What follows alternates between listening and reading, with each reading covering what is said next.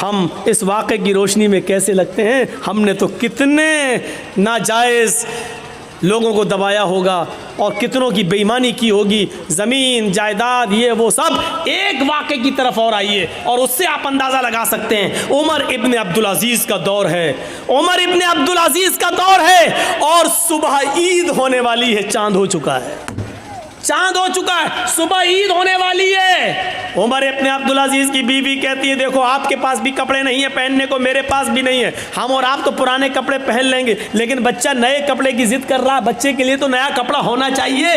पड़ोस के बच्चे नए कपड़ा पहनेंगे और अमीरुल मोमिनीन का बेटा पुराने कपड़े। कहा मेरी बीवी बैतुल माल से मुझे इतनी तनख्वाह नहीं मिलती कि मैं उससे अपने बच्चे को नया कपड़ा पहना सकूं। बीवी ने कहा अमीरुल मोमिनीन ने 1 महीने की तनख्वाह एडवांस ले लीजिए, अगले महीने मत लीजिएगा। का बीवी मशवरा अच्छा दे रही हो। होता है कभी कभी लोग किसी के यहाँ काम करते हैं, साहब मेरी बीवी बीमार, 1 महीने की एडवांस तनख्वाह दे दो, हम धीरे धीरे कटा देंगे। कोई बुरी बात नहीं है अगर मालिक राज़ी हो जाए तो। अबू मूसा उमर इब्न अब्दुल अज़ीज़ ने एक लेटर लिखा और अपने खादिम से कहा जाओ बैतुल माल के कैशियर से कहना ये लेटर दे देना, वो तुम्हें 1 महीने की तनख्वाह एडवांस दे देगा। अमीरुल मोमिनीन खुश थे, उमर इब्न अब्दुल अज़ीज़ के 1 महीने की तनख्वाह एडवांस, और वो तो मेरा खादिम है, वो तो दे ही देगा। जब हमने ऑर्डर दे दिया, लिख के दे दिया, तो वो दे देगा। जैसे ये लेटर कैशियर के हाथ में आता है, उसने पढ़ा खजांची ने, उसमें लिखा है कि कल ईद है, मेरे बच्चे के पास नए कपड़े नहीं है पहनने के लिए, लिहाजा मुझे 1 महीने की तनख्वाह एडवांस दे दो, अगले महीने मत देना, उस महीने के अंदर काट लेना। उस खजांची ने उस लेटर को पढ़ने के बाद अंदर जाकर उसी लेटर के पीछे कुछ लिख दिया और लिखने के बाद उसको लिफाफे में बंद करके क्या जाओ इसको दे देना उमर इब्न अब्दुल अज़ीज़ को। कहा उन्होंने 1 महीने की तनख्वाह एडवांस मंगाई, कहा मैंने इसका जवाब दे दिया है, इसका जवाब वो पढ़ लेंगे, उसके बाद आप आना। अगर इसके बावजूद वो मंगाएंगे, तनख्वाह मांगेंगे 1 महीने की, तो मैं दे दूँगा, मैंने उसमें कुछ सवाल किया है। खादिम लिफाफा लेकर उमर इब्न अब्दुल अज़ीज़ के पास पहुंचता है। उमर इब्न अब्दुल अज़ीज़ ने कहा क्या उसने 1000, क्या उसने 1 महीने की तनख्वाह एडवांस नहीं दी? का पता नहीं, इस लिफाफे में कुछ रख दिया है। लिफाफा खोला तो क्या देखते हैं कि मेरे ही लिफाफे, मेरे ही लेटर के पीछे कुछ और लिखा है। उसको पढ़ते हैं, उसमें लिखा हुआ है उमर इब्न अब्दुल अज़ीज़ अमीरुल मोमिनीन, आपका हुक्म सराखों पर, आपको 1 महीने, 5 महीने, 6 महीने, आप जितनी कहें उतनी तनख्वाह मैं देने के लिए आज़ाद हूँ, मैं देने के लिए तैयार हूँ। अमीरुल मोमिनीन, आपने लिखा है कि मेरे बच्चे के पास नए कपड़े नहीं हैं पहनने के लिए, इसलिए मुझे 1 महीने की तनख्वाह एडवांस दे दो, अगले महीने काट लेना। लेकिन आपने ये नहीं लिखा अगले महीने तक अगर आप जिंदा न रहे, अगला महीना शुरू होने से पहले अगर आपका इंतकाल हो गया, तो 1 महीना जो एडवांस तनख्वाह आपके पास जाएगी, इस तनख्वाह को वापस कौन करेगा? उसका ज़मानती कौन है? उस तनख्वाह को बैतुल माल में जमा कौन करेगा?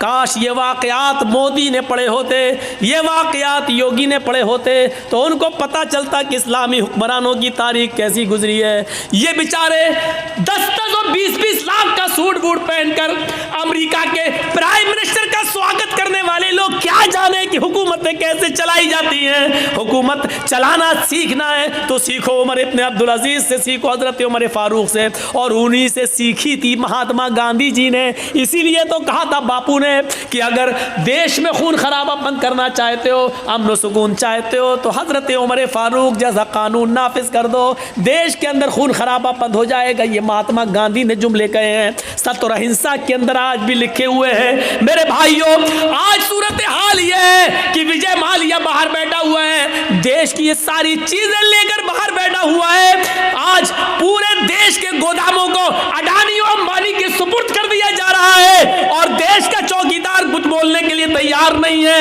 हजारों करोड़ की अफीम और गांजा और चर्स बंबई के एयरपोर्ट, बंबई के पोर्ट पर समंदर के ऊपर पकड़ी जा रही है, लेकिन मेरे भाइयों उसके मंगाने वाले को, उसके मालिक के को आज तक पूछने के लिए भी नहीं बुलाया जा रहा है। आज इस तरीके से हुकूमतें चल रही हैं। एक हुकूमत वो भी थी कि हजरत उमर फारूक का बेटा मुल्क के शाम के अंदर था और उसने रात के अंदर खजूर को, रस को सड़ाया, निचोड़ा, वो नबीज बन गया। सुबह होते होते उसके अंदर नशा आ गया, उसको मालूम नहीं था और उसने नबीज़ पी ली। उमर फारूक के बेटे ने नबीज़ पी ली, शराब की एक किस्म है, उसको मालूम नहीं था कि ये सड़ चुकी है और इसमें नशा आ गया है। जब वो पी लिया तो उसमें नशा आ गया। मुल्क शाम के गवर्नर को पता चला तो हजरत उमर फारूक के बेटे को बुलाया और 40 कोड़े लगवा दिए मुल्क शाम के अंदर। लेकिन मदीने में जब उमर फारूक को पता चला कि मेरा बेटे ने शराब पी ली और यह भी पता चला कि 40 कोड़े लग गए, लेकिन इसके बावजूद लेटर लिखा हमारे प्रयास को कि मेरे बेटे के लिए मैं घोड़ा भेज रहा हूँ स्पेशल, उस घोड़े से मेरे बेटे को जल्दी वापस मदीने भेजा जाए। बेटा खुश था कि मेरे अब्बू ने कोई अर्जेंट काम के लिए बुलाया। जब हमारे प्रयास ने उस स्पेशल घोड़े से उमर फारूक के बेटे को भेजा, बेटा जब आया तो उसको उसकी माँ से नहीं मिलने दिया, कहा इसको हिरासत में लो। हिरासत में ले लिया अपने लखते जिगर को, अपने बेटे को, और उसको कहा जल्लाद से कि कोड़े लगाओ, 40 कोड़े इसको मेरे सामने मारो। बेटा कहता है अमीरुल मोमिनीन, आए अब्बू जान, एक जुर्म की 2 बार सजा कैसे? 40 कोड़े की सजा तो मैंने मुल्क शाम में खा ली है, धोखे से नशे वाली चीज पी ली, इसके बावजूद मैंने 40 कोड़े वहां खा लिए, फिर यहां क्यों मारा जा रहा है? कहा पहला जल्लाद 10 कोड़े मारेगा, उसके बाद दूसरा मारेगा, क्योंकि 10 के बाद वो थक जाएगा, फिर जितनी जोर से मार पड़नी चाहिए उतनी जोर से मार नहीं पड़ेगी। 40 कोड़े दूसरे जल्लादों से पड़वाया। बेटा कहता रहा अब्बू जान, एक जुर्म की डबल सजा, ये बेइंसाफी है। हजरत उमर कहते रहे बेटे मुझे हमारे प्रयास पर भरोसा नहीं है, का अल्लाह की कसम उन्होंने कोड़े मारे लगवाए, हाँ मैं जानता हूं कोड़े लगवाए, लेकिन मेरा दिल कहता है कि हमारे प्रयास ने रियायत बरती होगी, जितनी जोर से कोड़े मारना चाहिए उतनी जोर से नहीं पड़े होंगे, इसलिए कि आप अमीरुल मोमिनीन के बेटे हैं, उमर फारूक के बेटे हैं, ये सोचकर जल्लादों ने हल्के हल्के कोड़े मारे होंगे। आज असली कोड़े अब पड़ेंगे तुम्हारे ऊपर। जब अपनों को सजा देने का रवाज था तो जराइम बंद थे, जब अपनों को बचाया जाता है तो जराइम का अंबार लगता है और जराइम पैदा होते हैं। सीखो, हुकूमत ऐसे चलती हैं।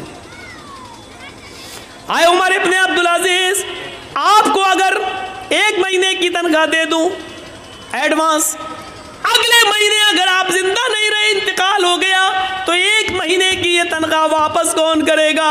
हजरत उमर इब्ने अब्दुल अजीज रोने लगे और अपनी बीवी से कहने लगे, बीवी, जिस अमीरुल मोमिनीन का कैशियर इतना ज़्यादा अमानतदार हो, इतना ज़्यादा अल्लाह से डरने वाला हो कि वो अपने अमीर को भी, अपने हाकिम को भी सवाल कर रहा हो, तो मुझे उम्मीद है कि इंशाअल्लाह 1 दिरहम की बेईमानी नहीं होगी। मेरा बच्चा कल पुराने कपड़े ही पहनेगा। 1 महीने की तनख्वाह में एडवांस नहीं लेंगे, क्योंकि हमें ये मालूम नहीं है कि अगले महीने हम जिंदा रहेंगे भी या नहीं रहेंगे। मेरे भाइयों, ये वाक़यात हमें झंझोड़ देते हैं।